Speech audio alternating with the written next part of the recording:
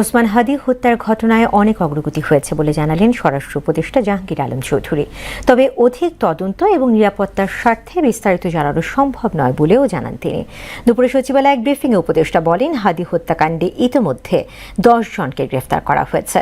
এদিকে এক ফেসবুক পোস্টে আইন উপদেষ্টা আসিফ নজরুল জানান, পুলিশি রিপোর্ট পাওয়ার সর্বোচ্চ 90 দিনের মধ্যে এই হত্যার বিচার সম্পূর্ণ করা হবে। শামীমুজ্জামান চৌধুরীর রিপোর্ট।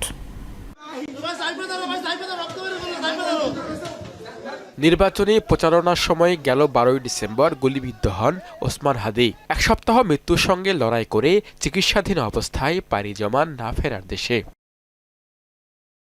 হাদীর নির্মম হত্যাকাণ্ডের বিচারের দাবি ওঠে সারা দেশ থেকে।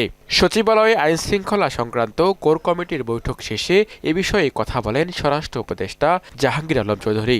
জানান, ইতোমধ্যে 10 জনকে গ্রেপ্তার করা হয়েছে। মূল অভিযুক্তের অবস্থান চিহ্নিত করা সম্ভব হয়নি বলে জানান স্বরাষ্ট্র উপদেষ্টা। এখন যদি কোথায় আছে হইলে তো তারা ধরে ফেলতাম। যদি আমাদের কাছে যদি ওইরকম নিউজটা থাকতো তাহলে তো ধরে ফেলতাম। দেশও থাকতে পারে, বাইরেও থাকতে পারে। অপারেশন ডেভিল হান্ট ফেজ 2 এর বিষয়েও কথা বলেন তিনি। লুট হওয়া ও অবৈধ অস্ত্র উদ্ধারে আইন শৃঙ্খলা বাহিনীর অভিযান চলমান রয়েছে। এদিকে আরও জোরদার ও বেগবান করার জন্য এবং ফ্যাসিস্ট টেরোরিস্টদের দমনের উদ্দেশ্যে গত 13 ডিসেম্বর 2025 তারিখে অপারেশন ডেভিল হান্ট ফেজ 2 চালুর সিদ্ধান্ত গ্রহণ করা হয়। 25 ডিসেম্বর তারেক রহমানের দেশে ফেরার সময় নিশ্চিদ্র নিরাপত্তা ব্যবস্থা নেওয়া হয়েছে জানিয়ে উপদেষ্টা বলেন, বড়দিন এবং 31st নাইটেও নিরাপত্তা জোরদার থাকবে। আগামী 25 ডিসেম্বর 2025 তারিখে বিএনপি ভারপ্রাপ্ত চেয়ারম্যান তারেক রহমান দেশে আগমন উপলক্ষেও সর্বোচ্চ নিরাপত্তা ব্যবস্থা গ্রহণ করা হয়েছে। আবেদনের পরিপ্রেক্ষিতে প্রথম আলো ডেইলি স্টারের সম্পাদক সহ নিরাপত্তা ঝুঁকিতে থাকা 20 জনকে গানম্যান দেওয়া হয়েছে বলে জানান তিনি। যারা হিট লিস্ট বা ভালনারেবল তাদের আমরা অলরেডি হাতিয়ার গানম্যান আমরা দিয়ে দিয়েছি।